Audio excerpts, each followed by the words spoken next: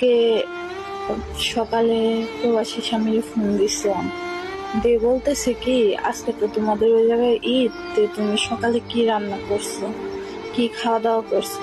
সে আমার বলতেছে কি সকালে পায়েস খাইছি, খিচুড়ি রান্না করছি। আমি বললাম তুমি প্রতিদিন তো খাওয়ার সময় আমার ফোন করো, আজকে ঈদের দিন আমার আজকে ফোন করো নাই। সে আমার বলতেছে আজকে ভাবছি যে খাওয়া দাওয়া করে ফোন। তো আমি তাই বললাম যে তুমি কি খাইছো আমার একটু দেখাও। সে আমার বললো আমি খাওয়া দাওয়া করছি, যে পরে দেখাবো নি। আমি বললাম না আমার এখনই দেখাও।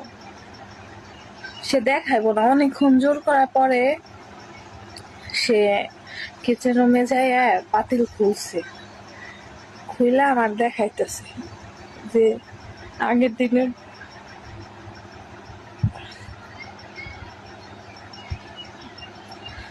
দিনের পান্তা ভাত আর বাসি তরকারি তে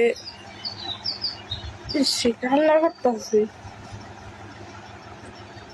আমি তার দিকে তাকিয়ে বলতেছি কি তুমি তো কিছু রান্না করো নাই। সে আবার বলতেছে যে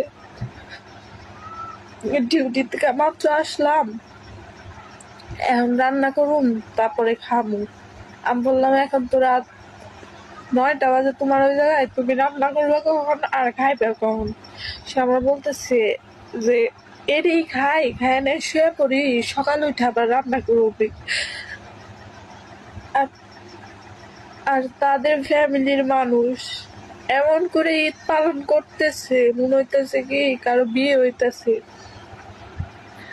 আর যারা টাকা কামাই করে টাকার বেশি, তারা আগের দিনের পান্তা ভাত, বাসি তরকারি এগুলো খেয়ে ঈদ পালন